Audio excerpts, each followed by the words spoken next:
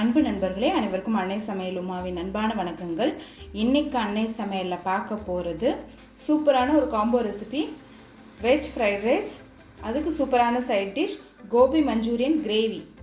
இது ஹோட்டலில் நம்ம விரும்பி சாப்பிடுவோங்க. இன்றைக்கி வீட்டிலே எப்படி ஹோட்டல் டேஸ்ட்டில் செய்யலான்றதை பார்க்கலாம். 2 டேபிள் ஸ்பூன் மைதா,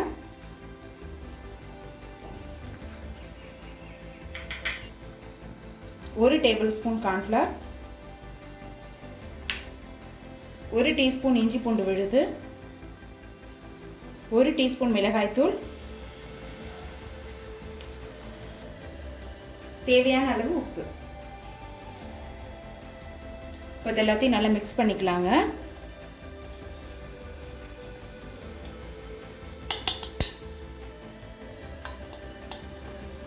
கொஞ்சமாக தண்ணி சேர்த்துக்கலாங்க.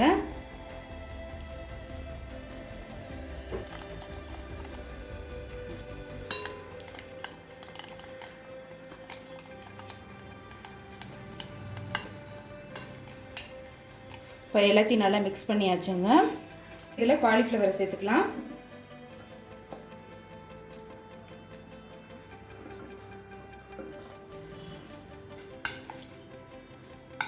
இதை நல்லா மிக்ஸ் பண்ணிக்கலாம். இப்போ நல்லா மிக்ஸ் பண்ணியாச்சு. நம்ம எண்ணெயில் போட்டு பொரிக்க ஆரம்பிச்சிடலாம். இப்போ எண்ணெய் நல்லா சூடாகிடுச்சு. நம்ம காலிஃப்ளவரை போட்டு பொரிக்க ஆரம்பிச்சிடலாம்.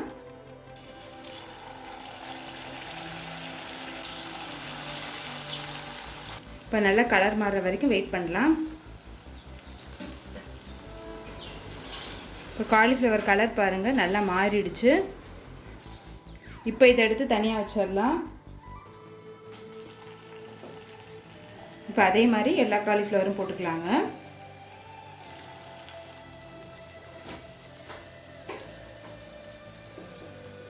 இப்போ பாருங்கள் கலர் நல்லா மாறிடுச்சு. இப்போ இதை எடுத்து தனியாக வச்சிடலாம். பிரியாணி இருக்கிற பூண்டு, கொஞ்சம் பச்சை மிளகாய்,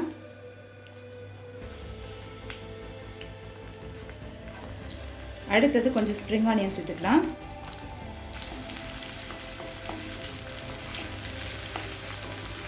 ஹை ஃப்ளேம்லேயே வச்சு லேசாக வதக்கினா போதுங்க. வெங்காயத்தை இது மாதிரி கட் பண்ணி சேர்த்துக்கலாங்க.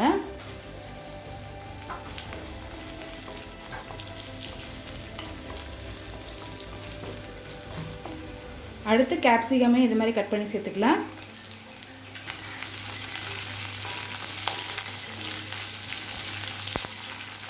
ஒரு டேபிள் ஸ்பூன் சில்லி சாஸ்,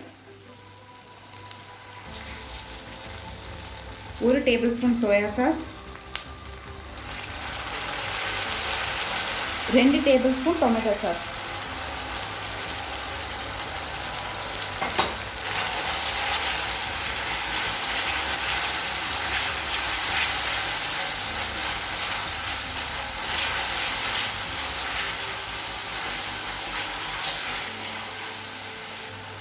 அடுத்தது கொஞ்சமாக உப்பு சேர்த்துக்கலாங்க. இப்போ நம்ம சேர்த்துருக்க சாஸ் எல்லாத்துலேயுமே உப்பு இருக்கும், அதனால் கொஞ்சமாக உப்பு சேர்த்துக்கோங்க. 1 டீஸ்பூன் வினிகர், 1 டீஸ்பூன் மிளகுத்தூள்,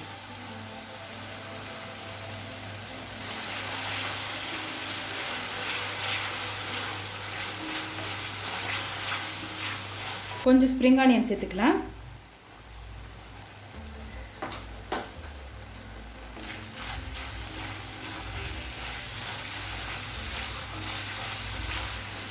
ரெண்டு டேபிள் ஸ்பூன் கார்ன்ஃப்ளவரை 1/2 கப் தண்ணியில் கரைச்சி சேர்த்துக்கலாம்.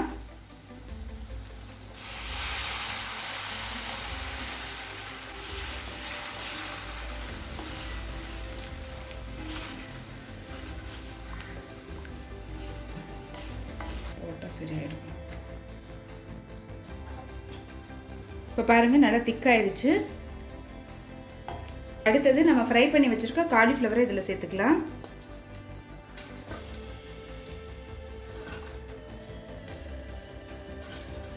கொஞ்சமாக ஸ்ப்ரிங் ஆனியன்,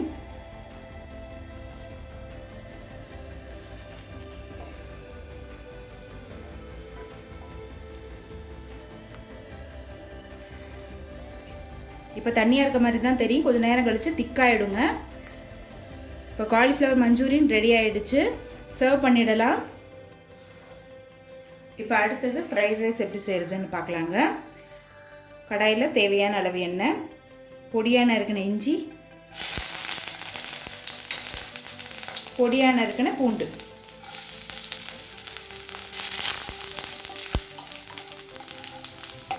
அடுத்தது கொஞ்சம் ஸ்ப்ரிங் ஆனியனை சேர்த்துக்கலாம். ஸ்ப்ரிங் ஆனியன் இருந்தால் போட்டுக்கோங்க, அப்படி இல்லைன்னா நார்மல் வெங்காயத்தையும் போட்டுக்கலாம்.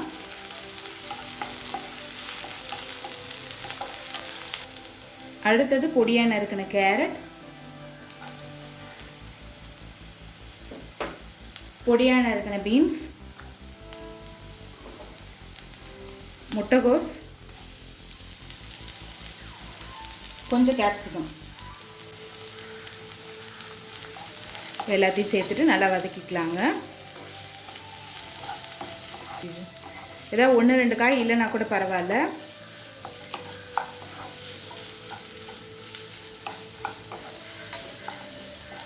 பொடியாக நறுக்கிட்டிங்கன்னா சீக்கிரம் வதங்கிடும்.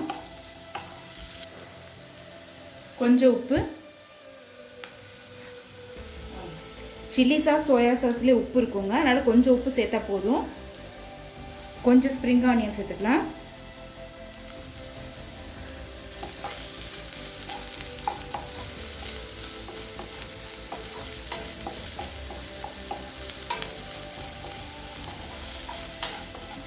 அடுத்தது 1 teaspoon vinegar, 1 teaspoon soya sauce, 1 teaspoon chilli sauce.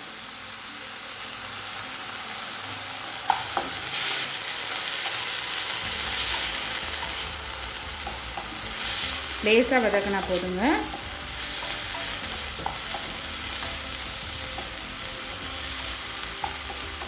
அடுத்தது உதிரியாக வடித்த பாஸ்மதி ரைஸை சேர்த்துக்கலாம். 2 கப் சேர்த்துக்கிறேங்க. இன்னும் கொஞ்சம் ஸ்ப்ரிங் ஆனியன் சேர்த்துக்கலாம்.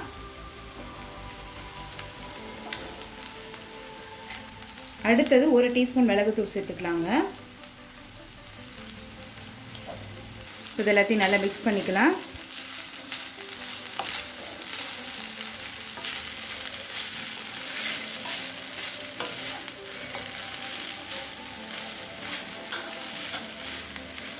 நம்ம காய் கட் பண்ணுறதுக்கு மட்டும்தாங்க வேலை, மற்றபடி ரொம்ப ஈஸியாக செஞ்சிடலாம். இப்போ restaurant style fried rice ready ஆகிடுச்சுங்க. கோபி மஞ்சூரியன் கூட சர்வ் பண்ணிடலாம்.